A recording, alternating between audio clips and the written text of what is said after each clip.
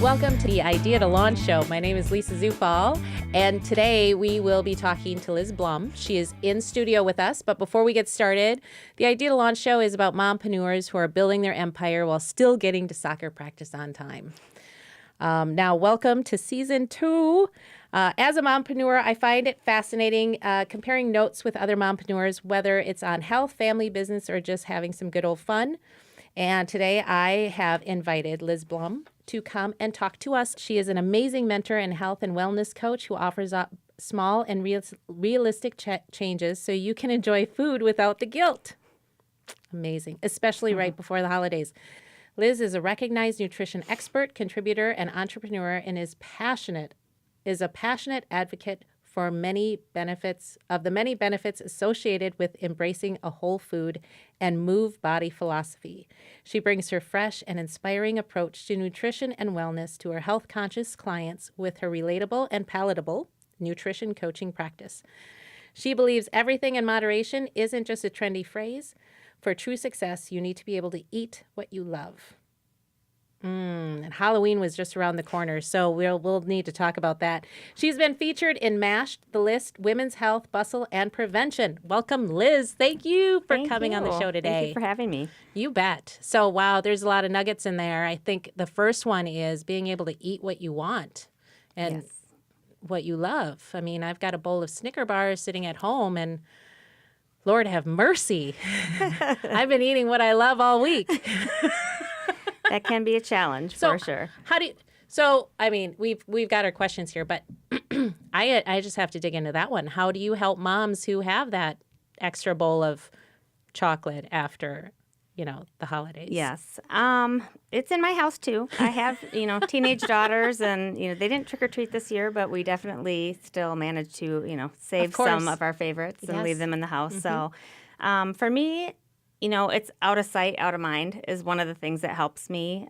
If it's something that I definitely, and this is something I work with people on, is figuring out what are your triggers. I mean, if there is something that you love and it's sabotaging what your goals are, then you need to probably just get it out of the house. It's like a Band-Aid. Yes. But otherwise, if it's something that, it can be there once in a while and it's there, but unless you visually see it or go look for it, you may be able to keep it on hand and have it every once in a while when you're just really feeling like it. And that's it leads to more mindful, intuitive eating practices. Yeah. So in other words, you're saying knock off the guilt trips. Right. Stop guilt, because on my third Snickers bar this morning, I was like, I probably should. I'm kidding. I only had 2. Seriously, no. It's not. And the other thing, the biggest thing is it's not a never. It's a when. Yeah. So it's kind of remembering that you can't, knowing yourself enough to know if somebody tells me I can't ever have it, I know for me personally, then I want it all the more. Right then and there. So I know that about me. So if I allow for it, it kind of takes the power away from the food itself so that I can go back and have it when I want to. And have you always been this wise? Oh, no. I mean, I was young and I could eat what I want before. And I think you learn it as you go on, kind of, getting more in tune. Yeah. But this is your passion, right? It is my passion. Absolutely. Figuring it out and stopping the guilt train. So how did all that come about when you're like, oh, I could help other people with this? I went actually to school. I went to be a dietitian. And it kind of started really young. I come from a health history of bad heart disease. So when I was little, it kind of not to go to a sad story, but my dad had passed away very young. So of a massive heart attack. And so I have 4 sisters. And so my 4 sisters and I all got taken in to get checked for high cholesterol. Yeah. So creates a very vivid picture. I think it was 7 at the time. And thinking about how you start to think about how food impacts what you do. We switched, our milk choices. And back in the day when, it was all low fat was the big deal. Right. What did you switch to?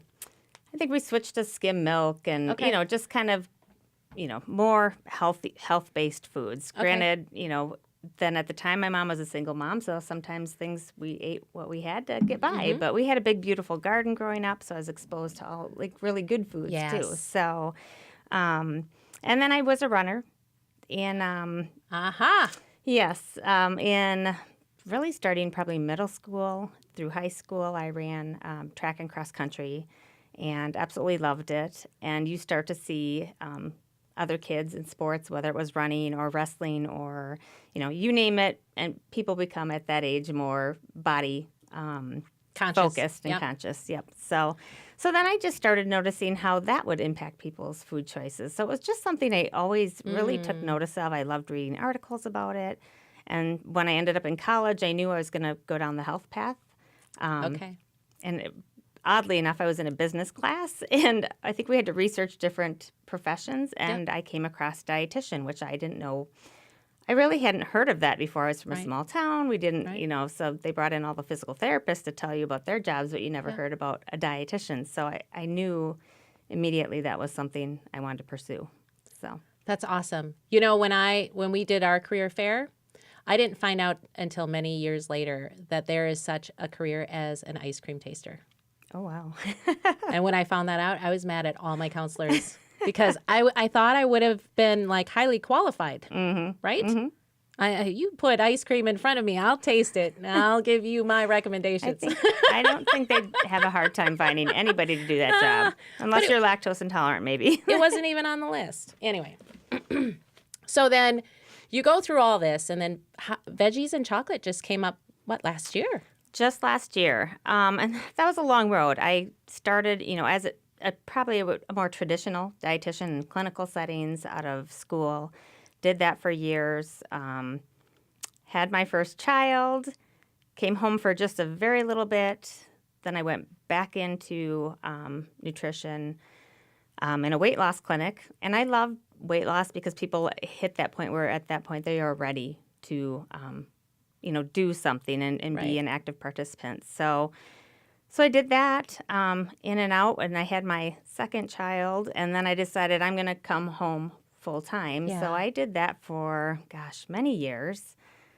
And then I was kind of stuck because I was like, I know my passion is nutrition, and I still love to provide and contribute. Right. So that's kind of when, that was how many years ago now? Over 9 years ago, when I thought I'm going to start my own business. I'm going to go through this coaching program.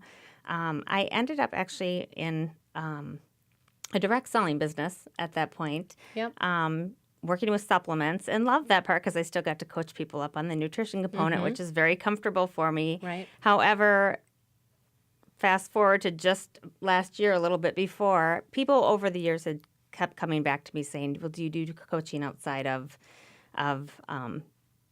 the company you work with? Avocare is what it is. And so I was sitting there and I'm like, gosh, I do, but I didn't know how to charge. Yeah. I didn't know how to put a value on myself, my services, what I do for people. So it always stopped me. It was the hang up the whole time until I actually started networking some. Yep. And I ended up in a conference where Kelly Lucenti was speaking. Mm-hmm. And I loved her approach to branding. And I'm like, that's what I need. I need to learn how to put myself out there in the space. And so I did all sorts of free stuff through Kelly and, just trying to dig up what I could. And then finally, I need to work with her and secure her to help me launch this vision, this dream. So it's a beautiful name. Did you come up with it, or did Kelly? It was kind of a team effort. We were just sitting there, and and just it matched really the philosophy of I do really believe that everybody should be able to eat what they want, and it's fun. It's quirky. I love humor, and I love So, all right. So you've started doing retreats. We touched a little bit about this program called Bye Bye Belly, and you have another one that's called Real Life Nutrition. Because I know that for most moms, we have a belly. Yes. I mean, and some of it's never going to go away. I mean, I think that's kind of a badge of honor that we have a belly, because we have the ability to have children. So that's the beauty of it. However, it can get a little bit past the point where we want it to be. And, there's a lot of science behind belly fat and it being a health risk. Mm-hmm. So Bye Bye Belly, Real Life Nutrition Challenge. Those are challenges. The Bye Bye Belly was really started by some other women who were getting results with it. And I kept looking at it going, it's such a catchy little name. Like, I don't know if I like it. I can't decide. Is it too diet-like? Because I wouldn't say I'm anti-diet, but I'm not for them either. I think, it's got to be a diet in its real term of what it means is that it's evil. Well, that's what most people think. They think evil, they think restriction, but it actually is. It comes from like the Greek, like dieta, like it's the way of life.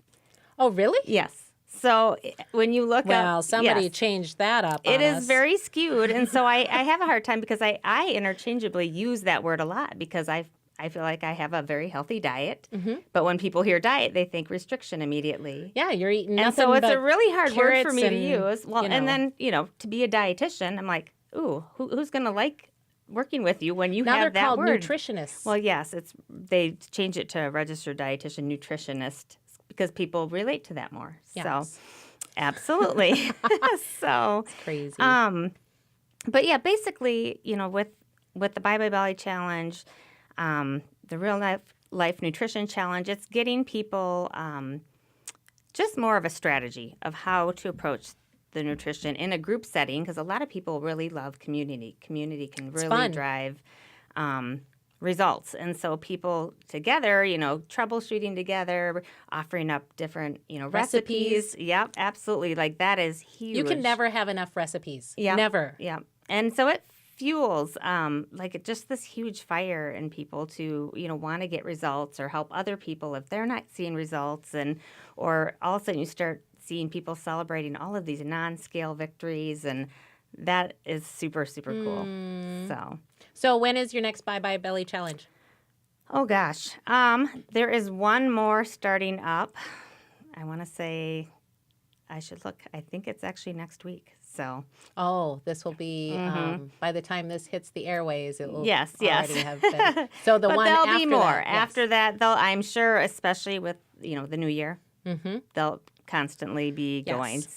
So the difference, we were talking about the difference between the Bye Bye Belly and the Real Life Nutrition Challenge. So if I go to your website, I will find the Real Life Nutrition Challenge.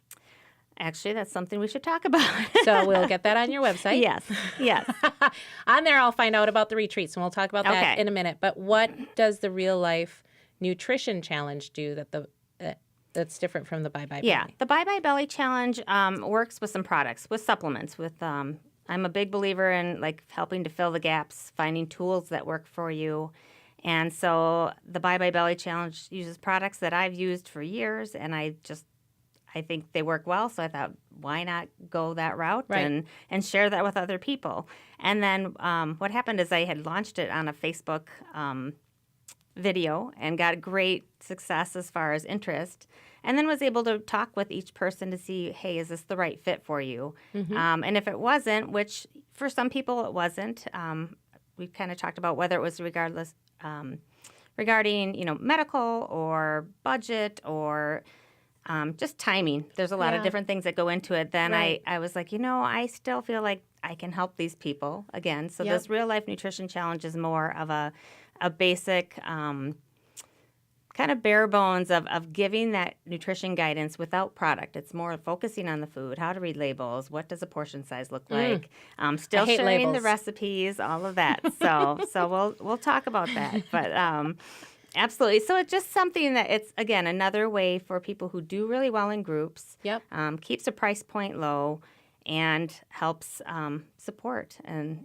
get a one-stop shop really for people, instead of, because everyone's perusing and they want, they're confused right now. And so I want to be a place where, there's so a much safe out place there where they can ask the questions, not feel funny or weird or guilty or embarrassed to let me know, like, hey, this is something I'm having issues with or trouble with, or, and I want to know what does it look like from a healtty standpoint. I love that. So thank you. And how often are you doing those Real Life Nutrition? I am doing, this one's my first one. Okay. So I wanted to, run it through, before the holiday and see how it went, and then be launching them after Christmas. So. Very, very good. So you have had 2 retreats now? 2 retreats, yes. And tell me about these retreats because they look like a blast. Oh, they're incredible. And it was a really bizarre story how they came about. Another Facebook thing. Somebody had asked, "Hey, do you know anybody in the Minneapolis area that has passion for nutrition and healthy cooking?" And so I was tagged on this post twice, and it's Jordan Flum Fitness is the name of the gentleman, and he actually lives in Nashville, but he is a Minnesota native. Wow. And so we talked, on the phone, and I'm like, "Hey, who's your demographic?" And when he described it, it was, it was you and I. I mean, it's, women in their, he said anywhere from 30s to 60s. He said it's, and he said it's just who I tend to connect with. Mm-hmm. And so he said, I'm looking to do this retreat. Starting, he said anywhere from, 5 to 10 women, and we'll, pull them together, and they'll have the exercise plan and the nutrition, and we'll, it's kind of a big, it's really hitting it right on the head, a captive audience for a weekend where we get together in a very positive, safe atmosphere and like-minded people who, may have weight loss has been kind of the beginning, the 2 retreats we've had, whether it's a lot of weight or a little weight, and then we just focus on, what can they do to move more, what's going on in the home, looking at their past, their present situation, and what they can do in the future to really increase health. So. And then you do cooking classes. I thought I saw some pictures of you like... Oh, well, at the retreat, I end up being the cook, which is funny because I'm not. I think people think hand in hand, like, dietitians are you can cooks. Whip up a killer meal. I can follow some good directions, but no, I mean, it's just I look for fun recipes that I would cook for my family. I usually try them first before I go there. That so they know that they can go back home and repeat this, and they help in the kitchen too. We have them help prepping and things like that, and so again, we keep it simple to show them that hey, this can be, I think we make it look so hard and difficult when.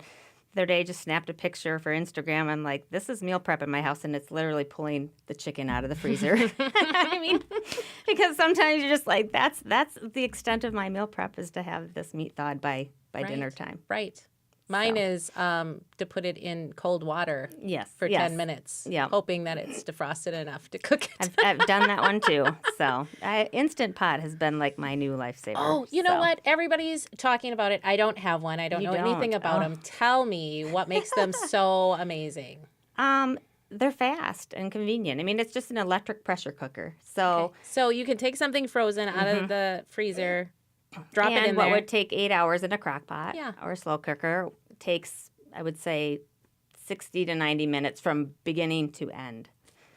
Because the pressure builds up, it heats it up, and it makes the meat just fall apart. And wow. Yeah, it's incredible. So it's like a crock pot on steroids. So it's still the same kind of thing as a crock pot. So because I went through this freezer meal thing, make 30, it's crazy. We were chopping like crazy.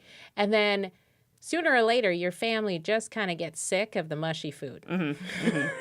Because it's cooked so quickly, it doesn't meld necessarly like the other things do. So they kind of contain their own flavor. So if you do a roast and carrots and whatnot, they'll kind of maintain their own flavor because of it being all together. Interesting. So now I've heard the dangers of Instapots as well. Are you familiar with these? I am not, but I could see. I could see how that could be because of the steam. It's extremely hot. There's a high pressure point to it. So if you can't follow some basic instructions, I would think it would be very dangerous. It could be very dangerous. Yes. You might not want. I don't know. I don't have it yet for a reason. I was intimidated for quite some time before I actually used it because I wasn't sure. So, all right. So, you know that I went through the 30-day freezer meal preppy thing. It was crazy. My kitchen was overloaded with stuff, right? But we had these meals that I could just pull out and throw in the crock pot, which was a godsend when I had no idea what I was going to make because we have staples in our house, and we've had staples for years, right? Tuesday's taco night. Yeah. Wednesday's spaghetti. Friday's pizza. And in between there is you're on your own. Yeah. Sounds like my house. So. And I was getting to the point where I'm like, I am so tired of eating the same. I'm not a dog. I cannot keep eating the same thing over and over again. Yeah. But you want to provide healthy foods for your family. But when you're so busy, how do you even figure out where to start? Because everybody's telling you, cook with coconut oil. And I think it's kind of nasty, honestly. Cook, use, I don't know, the sea salt stuff. The Himalayan. Yeah. It's really, really salty. Super salty. I mean, you swell up if you put too much in it because it's not like regular salt. Yeah. I don't know how much to put it. And then the organic and non-organic, there's this whole discussion around that. We were at the state fair this summer, and the family was laughing at me because the lady was talking about the difference between brown eggs and white eggs. Yeah. It gets overwhelming. Absolutely. What do you do? I mean, how do you feed your kids healthy and make meals that, you don't have to be Bobby Filet? Is that too many questions? No, I mean, I get it because I think it kind of comes down to sometimes sitting down and really evaluating what are your core beliefs around nutrition. Yeah. For me, the family meal is super important. So if I can't find things that my family's going to eat, I have gotten to the point where I've lost a love for cooking because if I put the time into it and then nobody wants to eat it, right, it's really, really frustrating. So I get that. So I try to keep it simple and then, so again, the tacos are things that I know that they'll eat and love. And then I'll look for things off of those through recipes. I mean, now you can Google anything. Just health, just type in the keywords of healthy, simple, fast, family-friendly, all of these things. I did a Google for gluten-free, dairy-free, corn-free. Oh, goodness. Because my son has a nutritionist that said, we want to start veering him away from these things. Okay. Taste-free. Not necessarily. And sometimes, medically, there are things that call for these things, for diets to be like this or nutrition to be like this. And I think, if we look at it that way, it will be boring that way. So I'm always all about, you still need to find the joy in it. How can I add color? How can I add flavor? How can I, not getting caught up in the condiments of, like, oh my gosh, it's, is it organic ketchup versus, I'm like, it's moderation. I really, really, I think you said that in the beginning that, I really believe that moderation. I love that about you. Exists. Yeah. You can get so stressed out about all that stuff. And I think, if it's a family, it creates a family meal, an environment. You keep joy within the food that you're eating. You'll enjoy it more. You'll be able to manage how much you're eating. Yeah. You have something else that I think, did I just recently see it? Anyway, but it was about colors. Tell us about the color thing. Because I thought that was interesting. I'm like, oh, I like that. It's funny. So when I first, veggies and chocolate, one of the things that I do with it is I have kind of a 1, 3, and 6 month coaching program. And I work with a platform called Healthy where they snap photos of their food. So the client will be snapping photos of their meals and snacks for me. And immediately it drives me insane because it's the same color? It's the same color, or it's just one food by itself. And so I think there's power in combining things because you get more nutrition from it. Yep. There is also power in color. Because just not just visually, food coloring. No, not at all. Hey, look, Liz. Preferably not food coloring. Yes. Just to have, some yogurt and adding some fresh strawberries or frozen raspberries or whatever you want. Just on a plate, just having multiple color peppers or, and again, it's got to be, you have to know what you like. So I can't, a lot of people will ask for a meal plan, tell me what to eat. And I'm like, I can't tell you what to eat because chances are you're not going to eat it if you don't like it. Right. And then I have the other people that sit down with me and they're like, are you going to make me eat salmon? I really don't like salmon. And I'm like, no, I'm not going to make you eat salmon. If you don't like it. You should say yes every single day. Yes. So I think there's just these, the stigmas around this is what it looks like to work with a dietitian. And it's not. It's really, meeting people where they're at and saying, how can we take you from, where you're at to better? Right. Versus all or nothing. And so it's, it's little bitty changes that, again, become sustainable for the long haul. I love that. That's like any diet that isn't going to kill you, right? Right. It's the little changes that you make. Yes. Maybe you have one more glass of water today. Correct. Because I'm trying to do that. I have a fun, the water bottle. It's called the Hydrate Spark. I've never heard of it. It was a commercial for it. Okay. No, it's a Hydrate Spark. They have it at Target now, but I think it's a Minneapolis-based company. And the bottle lights up. It syncs to your phone, and it tells you how many bottles you're supposed to drink per day. It helps you do that. And then it flashes at you every so often to remind you to drink. So it's phenomenal. I've loved it. Bluetooth in it so you can play music? Because I have the water no, bottles that would be. play I music. think they should do that though next. Yes, because that's what I have, and I like that. But that doesn't remind me to drink water. It's just fun because it lights up. But you find a favorite water bottle, and that's something I have water discussions all the time with people, and it's either finding a favorite water bottle. A lot of the really nice ones are expensive or pricier anyway. So I'm like, I think it's $45. You can get this Hydrate water bottle that syncs to your phone because everybody's got a smartphone now, and it reminds you to drink. And so you're carrying this around, and you don't need to fill it up again. And it's something about being able to finish that circle every day to hit my goal. It's incredible. Gamification. That's brilliant. Yes. Because we'll do it everywhere else. But, they are brilliant. Yeah. So you have one? Mm-hmm. And you didn't bring it with you today? It's out in the car, actually. I know. I should have brought it Fine. We'll put a picture of it. Probably would have started flashing at us while we're sitting here. I mean, it's very distracting. So you're like, oh. That would have been fun. Had I known, we should have coordinated this better because then I could have brought my Bluetooth water bottle that has a light show and it syncs to Spotify so that I can play music. Like for real? Oh, my gosh. That's my kind of water bottle.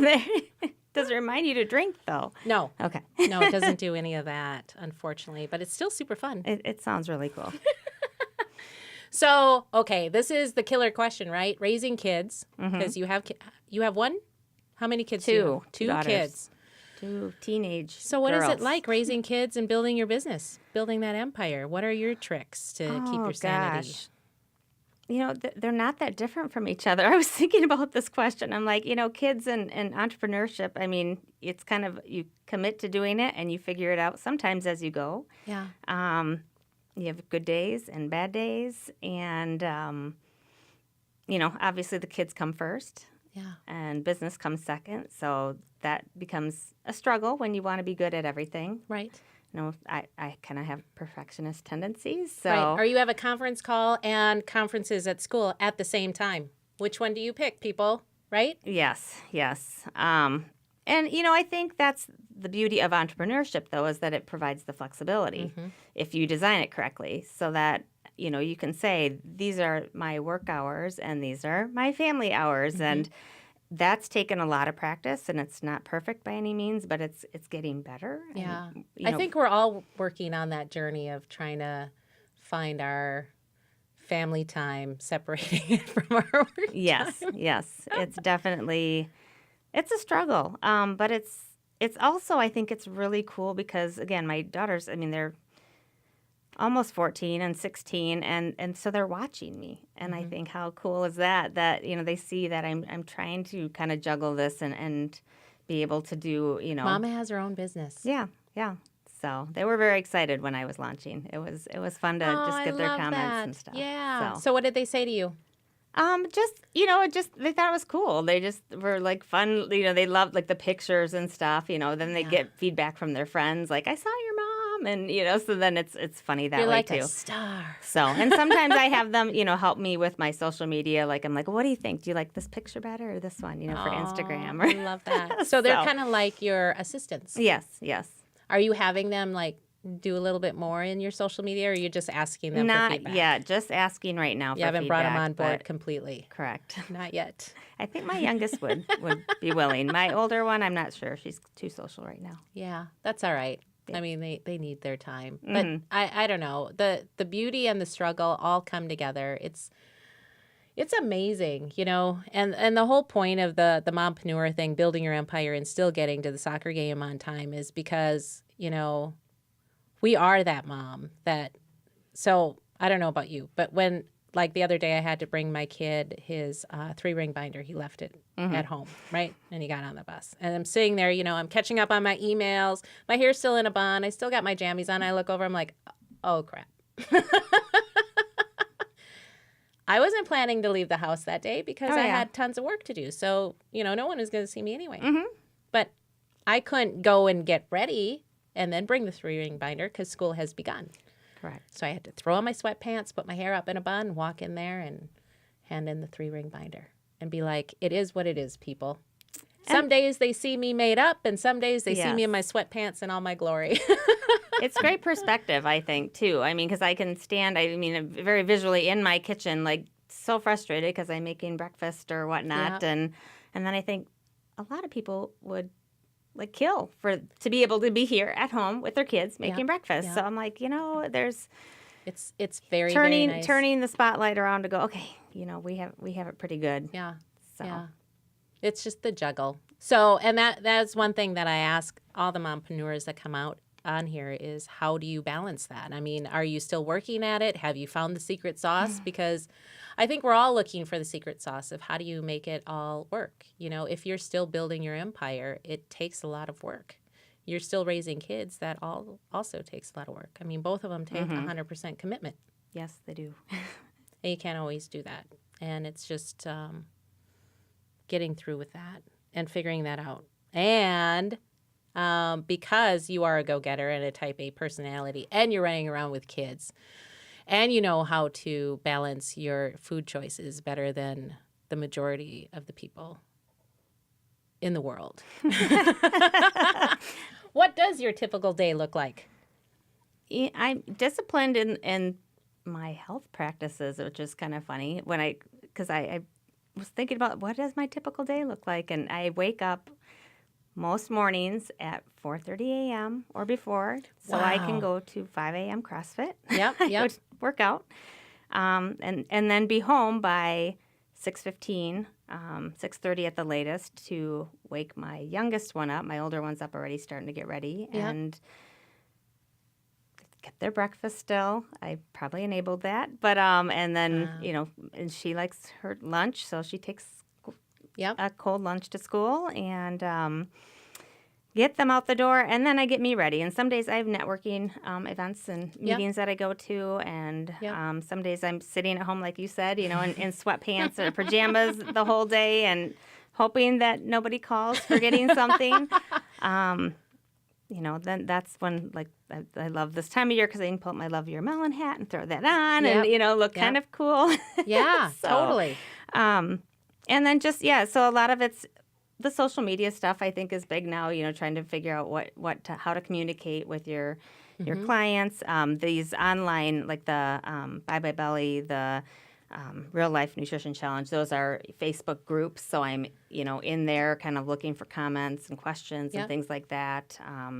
So a lot of it's just, I love the virtual piece is huge because I think, people don't have time to hop in their car and drive across, the city or something. So they can doing just things open like their laptop or their phone and they're connected. And I have like 5 hours or whatever. I mean, they, once I drive my youngest to school, and then I have from about 8 o'clock until about 2:30, and then their stuff starts. So I go pick up at 3, and so I always kind of say my real job starts about 3 o'clock when the kids get home. So helping with whether it's homework and dinner, and my oldest now drives, which has made a huge difference as far as not having to drive somebody to and from. Yeah.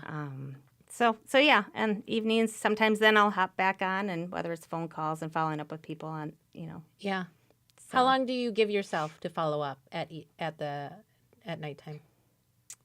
Or do you not? Are you just you're done when you're done? Yeah, no, I've not been real good about that. I'm the same way. So I'm done when I'm done. Yeah. Unless somebody complains, and then okay. Yes.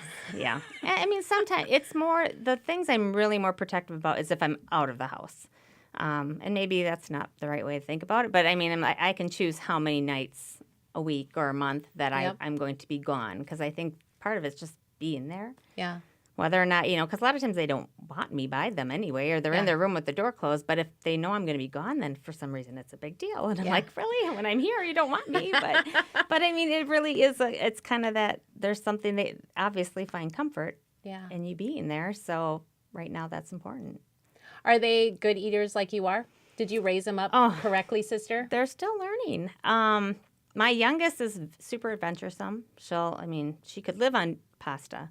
Couldn't we all the time. Like, that is her favorite thing. But then I'm always, like her lunches, I'm packing, fresh strawberries and cucumbers and extra little things like that.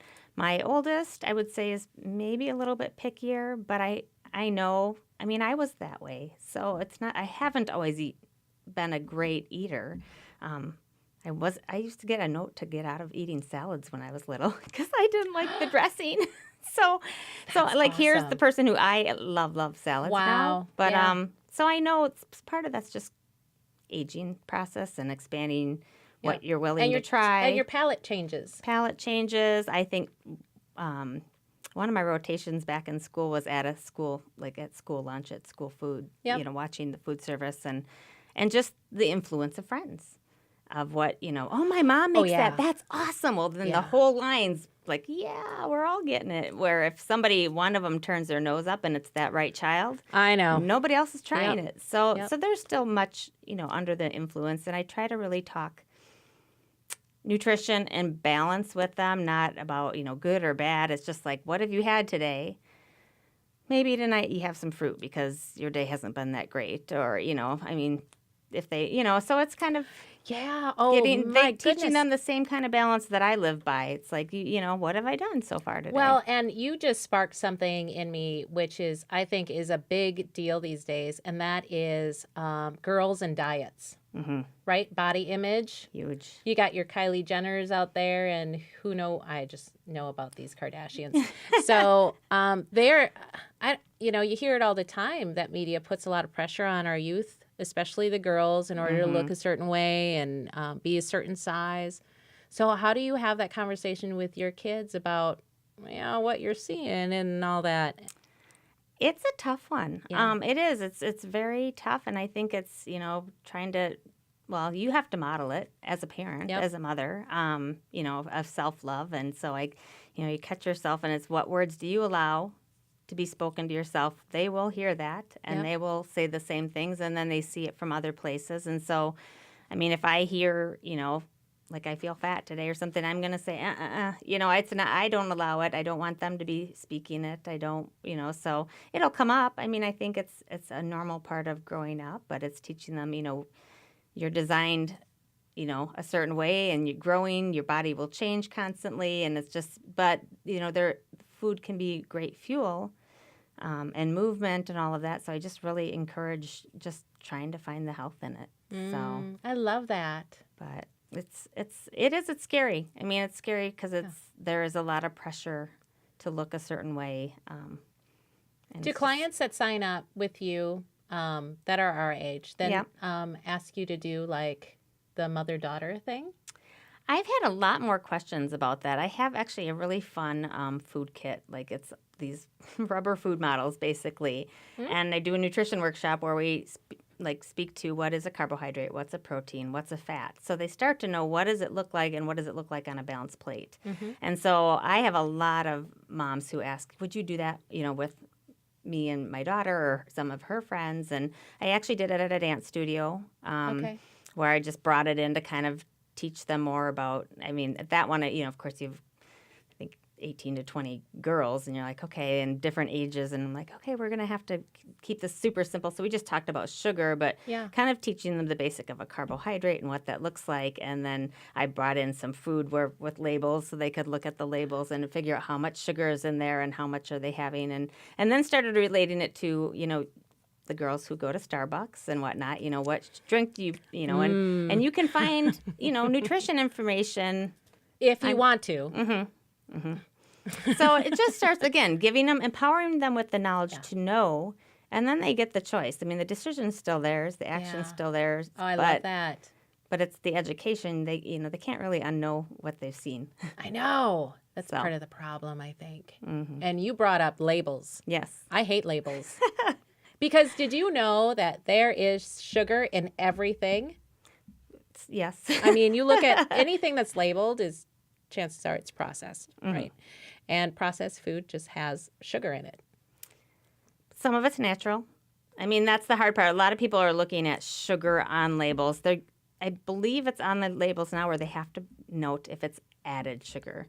Because if you pick up, milk has natural sugars in it. So people look at things and they're like, oh my gosh, this has so many grams of sugar. Well, some of it's natural from the food cow. itself. Yeah. Yep. So milk, fruit, if there's preserves in it, there are a lot of natural sources of sugar and carbohydrates in food. I mean, there's even some carbohydrate or sugar in vegetables. Oh, really? Mm-hmm. Little, much less, but Yeah. it's, again, it's just people, I think, get so caught up on that. And I think it's important to know, but it's like, where are the sources coming from? And it is, very quickly, the more processed it is. Yeah. There, many, many years ago, I don't know if you remember this lady, but she had the white spiky hair. And she did tons of I infomercials. think I know which Her one name you're will talking come about. to me, but she was like, what did she was talking about labels, and her big thing is, if you don't know what it is, then don't buy it. But it's common sense. I mean, I hate to say that because it makes it seem so simple, but I do think yeah, but Cheez-Its, I can't pronounce any of that. Exactly. But they're still really good. What do you do? Again, part of it's just, because I buy Cheez-Its for my kids. I don't love them. And again, maybe it's because I do know there really is no value in them whatsoever. I mean, besides them being... there's cheese on them. Crunchy, there's no value. Dairy? No? It's kind of like Nutella. Like everybody thinks there's nuts, and when you look at it, the first ingredient is sugar, really. So... Well, I've never had Nutella. I just stick with peanut butter. Don't try it. So... Is it really good? If you like chocolate, and yeah, it's quite good. My youngest loves it. Yeah, but there's no nutritional value in it because they sold it as the alternative. Yes. Yeah. Not really nut butter. They do that. I feel like the food industry does that with a lot of things. They sell it as super nutritious, but then we find out years later that probably not a good idea. Yeah. I mean, for looking at labels, one of the things, I actually just posted this in one of my groups, was it's eatright.org is the American Dietetics Association website. And so you can go in there and type labels, and it will give you the rundown on what to look for in labels. And then the other thing is just knowing, the number one thing I think that people need to look at is the portion, how much. If you're buying it in the first place, then control how much of it you're going to eat in a sitting. Yep. I kind of have the rule in my house, doesn't always get followed, but no boxes, no bags up to rooms or leaving, it's like put it in a bowl, portion it out, and walk away, put the bag away or the box away. The other thing is, if we're gatekeepers. If we're grocery shopping right now. I know. We are the never go grocery gatekeepers, shopping when so- you're hungry. No, you never do. Or on sample day. So yeah. Because sample day gets me every single time. It does. That's a good one. The other thing I would say is just looking at the label from the standpoint of if it does really say it's nutritious, what are the first ingredients in it? Okay. Is it more whole food based, or is one of the very first ingredients sugar or an alternative name for sugar? Yes. Yeah. Fruit juices are a good one. It's like, organic, juice boxes. And then you look and it's like an organic, it's not even, it's like 10% juice and it's something, But it's supposed to be straight from the trees in Florida. It's organic sugar. Freshly squeezed. It's still sugar. So. Awesome. Well, you have helped me overcome the guilt feeling and know that there's balance. So I just wanted to say thank you for that. You're welcome. Liz's site is the coolest site I think I've ever seen. I love your pictures on there. They add such a fun flair to it where I think if anybody came to your site and saw it for the first time, they would know that it's not about taking yourself so seriously. Because once you do that, what happens? You're now on a diet and you're restricting yourself and you're probably going to die. Right? So you can, connect with Liz and get on a plan that actually makes sense for your life, where you can add variety and color and not feel like you're depriving yourself. Would that be a true statement, do you think? Absolutely. And something else that's on your site is, and I want you to talk about this, is your free giveaway, the grocery essentials list. What is that? It really helps walk people, kind of what you're talking about reading labels. It helps you kind of walk around the grocery store. It gives you those tips, like you said, not going hungry, but it also helps you walk around the store, what to look for. Really, that perimeter is kind of the focus of it, and what to look for, where to find it. So it's broken down more by where you'll find it in the grocery store versus just giving you that list of fruits, veggies, whatnot. Because sometimes in the deli area, you can find amazing foods. And on the dairy area, sometimes that's where your juices are and different things. So yeah, they like to mix it up for us. Yes. So it's just a different way to approach grocery shopping. Oh, that's awesome. So what if you grocery shop online? Will it help me? Yeah, it'd be awesome for that. Okay. So you can find it on her website. So I thank you so much for being on the show. Thank you for sharing all your wisdom with us. And for all our viewers out there, if this resonated with you or you know a mom that would appreciate this insight, please share it with her. Put your comments, your likes, subscribe for our next episode so you get notified when our next episode is. And we look forward to seeing you next time. Have a great one.